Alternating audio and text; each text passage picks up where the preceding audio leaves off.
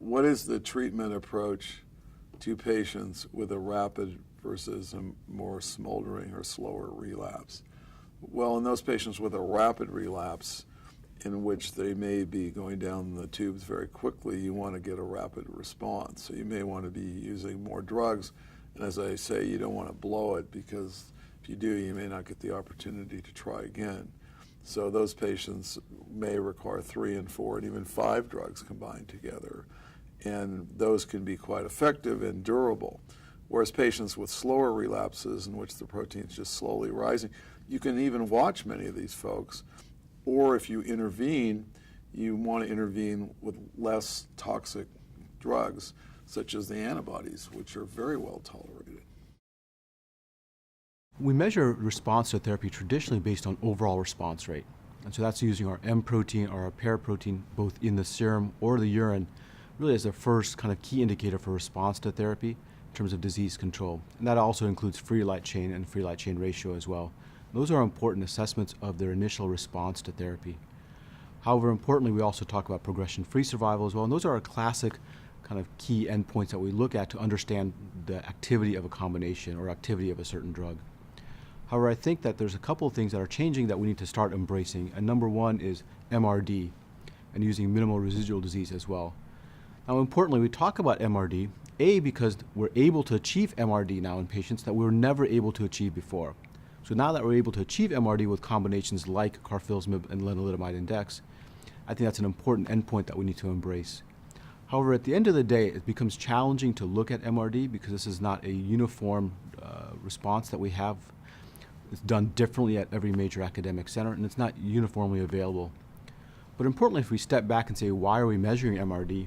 And ultimately, to understand the depth of response, because that's important as we move towards a cure, but also it's a surrogate for long-term disease control as well. And so I think that's the key point here, that MRD, we know for patients who become MRD negative, have good long-term disease control. So the other response to therapy that we also now need to start thinking about, in addition to overall response rates and progression-free survival, which we classically think about, now we're starting to think about MRD, but also I think the next point is to think about long-term disease control. And so, for example, let's look at 3-year PFS or 4-year PFS and look at that as a long-term disease control as another marker of therapy as well.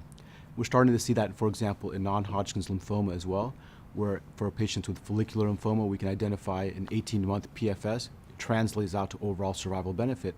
So I think that's important that we need to start thinking about that in myeloma as well. So go beyond our response rates, go beyond our median PFS, and now think about MRD, but also think about now long-term disease control and identify what's your 5-year PFS, for example.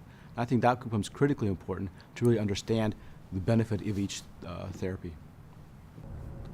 Pseudoprogression is an interesting phenomenon that's been observed certainly in solid tumors, so much so that the RECIST criteria, which are currently used to determine overall response rates in solid tumors, have been modified to what are now known as immune RECIST criteria.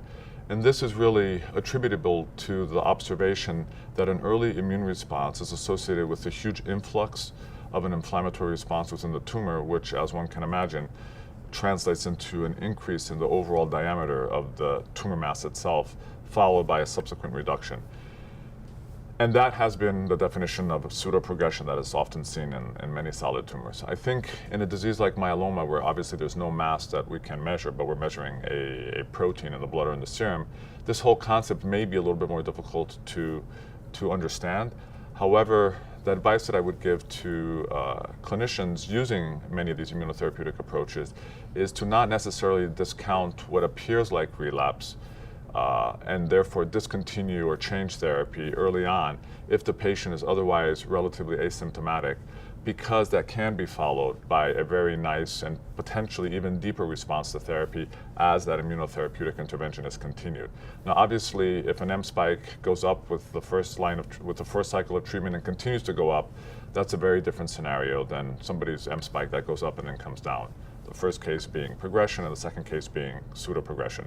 But this can only be effectively determined post facto.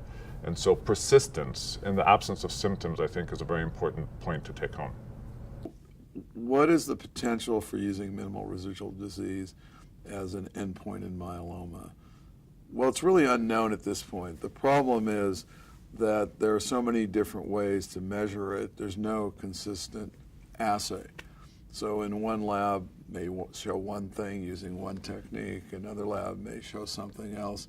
So there's no uniformity.